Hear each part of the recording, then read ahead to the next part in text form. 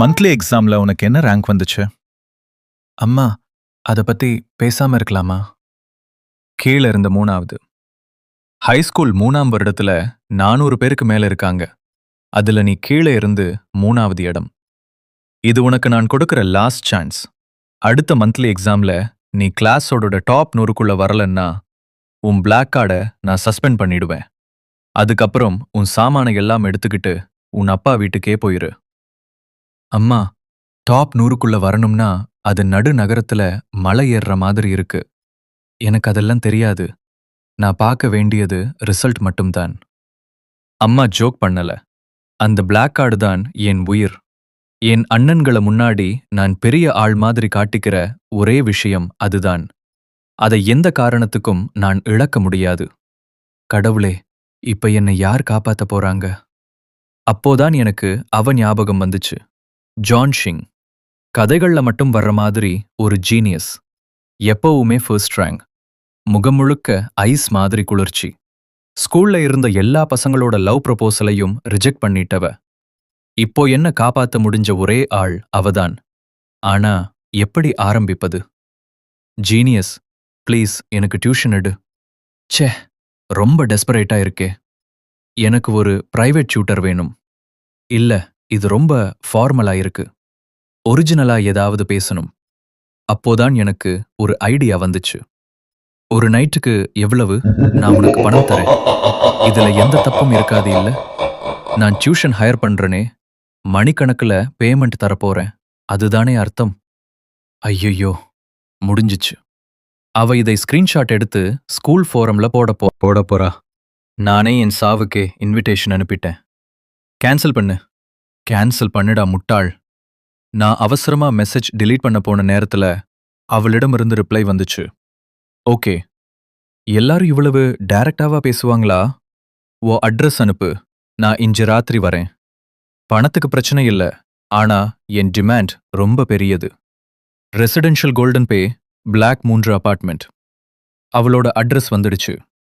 என்னிடம் பகலில் கிட்டத்தட்ட 1 மணி நேரம்தான் இருக்கும். அதுவும் டைம் பாஸ் மாதிரி போயிடும். இது போதாது. இனிமேல் நிச்சயம் முழு இரவும் விழிச்சு படிக்கணும். ஆனா இவ்வளவு நேரம் அவளை கஷ்டப்படுத்துறேனே, அதனால பணத்தையும் அதிகமா கொடுக்கணும். பணம் இருந்தா பெரிய பெரிய ஆளுங்க கூட தலை குனிய வேண்டியதுதான். இவளை நான் ரொம்ப அண்டர் எஸ்டிமேட் பண்ணிட்டேன் போல. உள்ள வாங்க. அவ கதவை திறந்தாள். இதோ எல்லா பணமும் இங்குதான் இருக்கு. முதல்ல எண்ணிப்பாரு.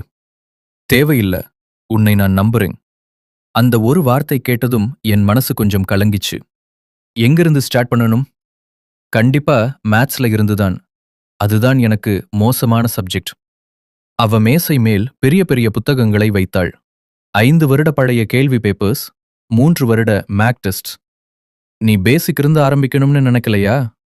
முழு இரவும் விழிச்சு வெறும் கேள்விகள் மட்டும் சால்வ் பண்ண போறியா? உன்கிட்ட டைம் இருக்கா? அவ என்னை பார்த்த முகத்துல ஒரு சந்தேகம். என் பேசிக் அவ்வளவு மோசமா இருக்குன்னு நினைச்சு எங்கிருந்து ஆரம்பிப்பதுனே அவளுக்கே புரியல போல. நீ டென்ஷன் ஆகாதே. நான் பணம் இன்னும் அதிகமா தரேன். எப்படியாவது என்னை டாப் 100க்குள்ள கொண்டு வா. நீ என்ன விலை சொன்னாலும் நான் தரேன். நீ அவ கொஞ்சம் நின்று என்னை பார்த்தாள். உன்னோட அர்த்தம் நான் உனக்கு டியூஷன் எடுக்கணும்னு தானே? இல்லைன்னா வேற என்ன அர்த்தம்? ஒரு நிமிஷம் அவ முகம் கொஞ்சம் மாறிச்சு. நீ வேற ஏதோ நினைச்சேன்னு தோணிச்சு. அவ சத்தமா இல்லாம மெதுவா முணுமுணுத்தாள். பாடி கூட நல்லா தான் இருக்கு. சரி, பிரைவேட் டியூஷன் தானே.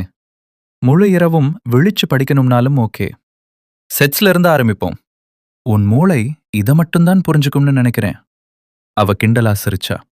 ஹலோ, என்ன நினைச்சிருக்க? நான் கீழே இருந்து டாப் பண்றவனா இருந்தாலும் செட்ஸ் என்னன்னு எனக்கு தெரியும். அப்படியா? அப்ப சொல், செட் அப்படின்னா என்ன? அது நிறைய விஷயங்களை ஒரே இடத்துல சேர்த்து வைக்கிறது. அவ எழுத ஆரம்பிச்சாள். அவளோட கையெழுத்து ரொம்ப அழகா இருந்துச்சு. அதனாலதான் நான் சொன்னேன், உன் மூளையில கொஞ்சம் பிரச்சனை இருக்கு போலன்னு. இப்போ புரியுதா? புரிஞ்சிச்சு. சரி, அப்போ இந்த கேள்வியை சால்வ் பண்ணு. இதற்கு நீயே சால்வ் பண்ணு. அவ சொன்னதும் நான் புத்தகத்தை பார்த்தேன். ஆனா அவ ஏன் என் பேக் அப்படியே பார்த்துக்கிட்டு இருக்கா? பணம் குறைவா இருக்குன்னு நினைக்கிறாளா? அல்லது ஏதாவது சந்தேகமா? கதவு துறந்தப்போ அவ முகம் கூட வேற மாதிரி இருந்துச்சு. தூக்கு மேடைக்கு போறவங்க மாதிரி. உன் வீடு ரொம்ப சுத்தமா இருக்கு. உன் அம்மா அப்பா எங்க? அவ கை கொஞ்சம் நின்றுச்சு. என் அப்பா இப்போ இந்த உலகத்துல இல்ல. அம்மா நைட் ஷிஃப்ட்ல வேலை பார்க்கறாங்க. ஆ, இல்ல. அந்த அர்த்தத்துல நான் கேட்கல. சாரி. சில நிமிஷம் அமைதி. அவ என் நோட்டை பார்த்தாள். நீ சால்வ் பண்ணின கேள்விகளில் 2, 3 சரியா இருக்கு. நான் எதிர்பார்த்ததை விட கொஞ்சம் நல்லா இருக்கு. நான் சிரிச்சேன். அப்படிதான் இருக்கணும். நான் யாருன்னு மறந்துடாதே. ஆனா இந்த கேள்வி தவறு. இந்த லைனை நீ தவறா டிரா பண்ணிருக்க. அவ அருகே வந்து காட்டினாள். அந்த நேரத்துல அவகிட்ட இருந்து ஒரு வாசனை வந்துச்சு. இது பெர்ஃப்யூம் இல்ல, டிடர்ஜென்ட் மாதிரி இல்ல, ஷாம்பு வாசனை போல. ஒரு நிமிஷம் நான் என்னடா யோசிச்சுட்டே இருக்கேன். என்ன ஆச்சு? அவ என்ன பார்த்தாள். கண்டினியூ பண்ணு. அப்போ அவளோட ஃபோன் வைப்ரேட் ஆனது. அவ திரைய பார்த்ததும் முகம் கொஞ்சம் சீரியஸா மாறிச்சு. நீ தூங்கணுமா? ஸ்டூடெண்ட் கவுன்சில் மீட்டிங் இருக்கு, மறந்துடாதே. இவ்வளவு ராத்திரியில யாரு மெசேஜ் பண்றாங்க? யாரு? லானியா? அவன் உன்ன மேல் லைன் அடிக்கிறான்னு கேட்டேன். இந்த மெசேஜ் அவனை பற்றிதானா? அதுக்கும் இதுக்கும் சம்பந்தமே இல்ல. அவ உடனே பதில் சொன்னாள். நான் சும்மா கேட்டேன். அவன் உனக்கு செட் ஆக மாட்டான். அவன் எப்படி இருப்பான் தெரியுமா? ரொம்ப திமிரு. தன்னை பெரிய ஆளுன்னு நினைச்சுக்கிட்டு திரிவான். பாரு, எப்பவும் தலைய உயரத்துல தூக்கிக்கிட்டு நடப்பான். அவ என்னையே பார்த்து சொல்ற மாதிரி இருந்துச்சு. எக்ஸர்சைஸ் புத்தகத்தை பாஸ் பண்ணு. நான் மெதுவா அவளிடம் புத்தகத்தை கொடுத்தேன். சில நேரம் கழிச்சு, சரி, இன்னைக்கு இவ்வளவுதான். ரொம்ப நேரமாச்சு. இப்போ மணி என்ன?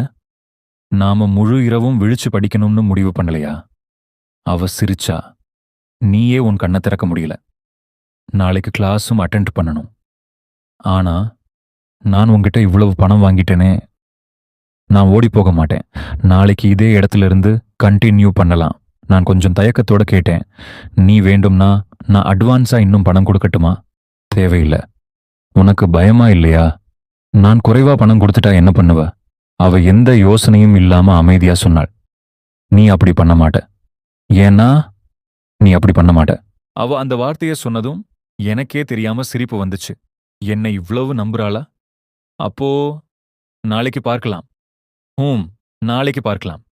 வீட்டுக்கு திரும்புற வழியெல்லாம் என் மூளையில ஒரே ஒரு லைன் மட்டும் சுத்திக்கிட்டு இருந்துச்சு. உன்னோட அர்த்தம் நான் உனக்கு டியூஷன் எடுக்கணும்னு தானே? அந்த இடத்துல அவ எங்கிருந்து ஆரம்பிக்க போயிருந்தா?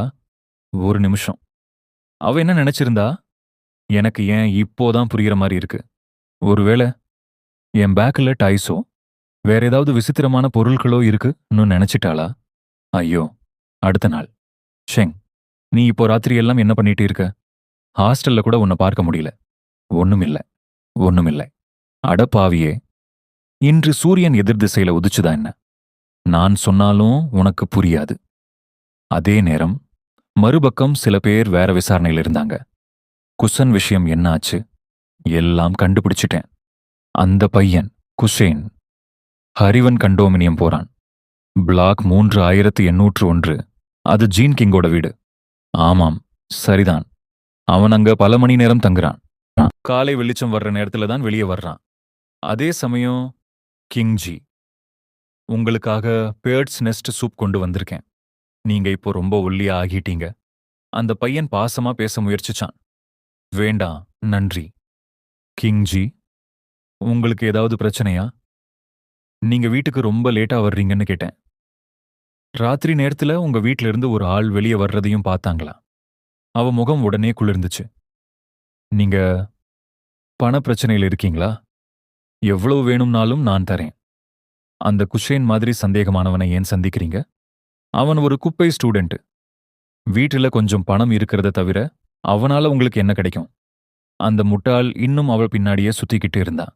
அப்போ குஷேன் அழுகரும் திரும்பி பார்த்தாங்க. நீ இங்க என்ன பண்ற? நான் அமைதியா ஒரு கவர மேசைமேல் வச்சேன். டியூஷன் ஃபீஸ் கொடுக்க வந்தேன். ஒரு கிளாஸ்க்கு 10,000. முழு இரவுக்கானது 1,00,000. பிரசிடென்ட் லீ, இந்த விலையை நீ கொடுக்க முடியுமா? அந்த இடம் சில நொடிகள் அமைதியா நின்றுச்சு.